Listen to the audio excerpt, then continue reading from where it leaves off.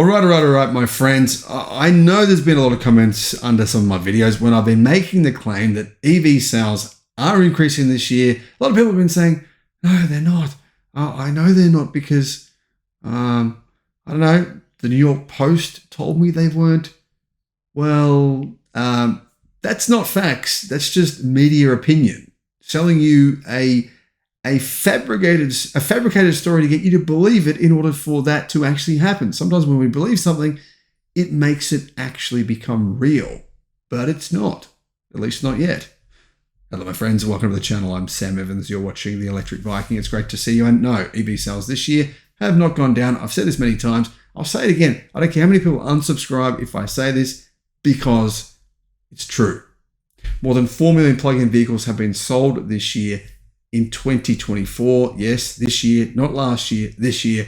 And that is a significant increase. In fact, global sales reached 1.1 million in 2024. From what I've seen, in May, that number will be higher.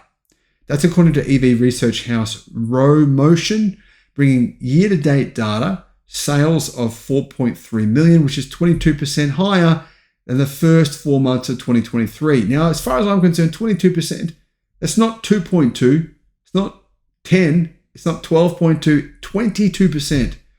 That's actually pretty significant growth. And for the media to tell us that EV sales have gone down, it's just a flat out lie.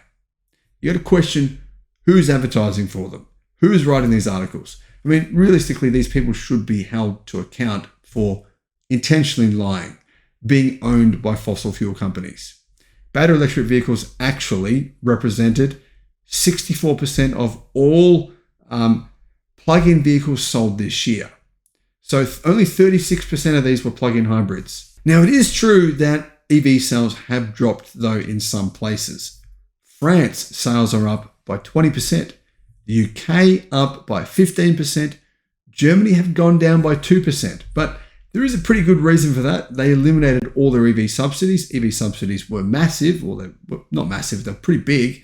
You're talking, it was 5,000 to 10,000 approximately, depending on your different factors. Anyhow, all those subsidies now are gone. Now, one of the things to keep in mind, guys, is that places like France, for example, they do now have basically taxes on Chinese EVs. So the sales of Chinese EVs, in particular the Dacia Spring and MG models, and also the Tesla Model 3, they've all gone down a bit because of these new taxes. So that has slowed down sales, but it doesn't really matter really that much for companies like MG.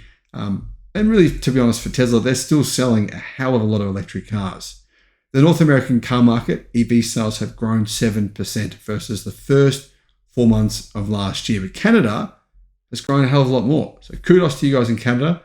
You live in a massive country. There's huge distances for you guys to travel in Canada. But your sales, your EV sales have grown by 27%.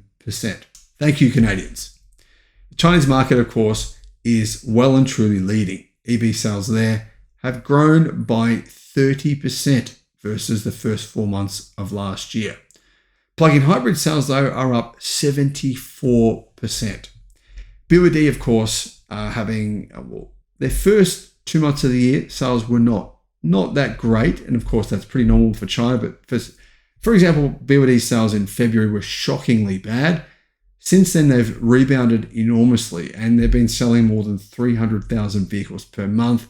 By the time we get to the end of this year, we're going to see BYD probably doing around 500,000 cars per month. That's what I'm predicting, but it seems very likely that will happen based on BYD's current trajectory and the normal situation with the last 4 or 5 months of the year in China, which are always big selling months. But BYD is just increasing market share in China. And the key reason is because they stopped manufacturing internal combustion engine vehicles at the beginning of last year. Right about January of last year, they stopped. Look how that turned out for them.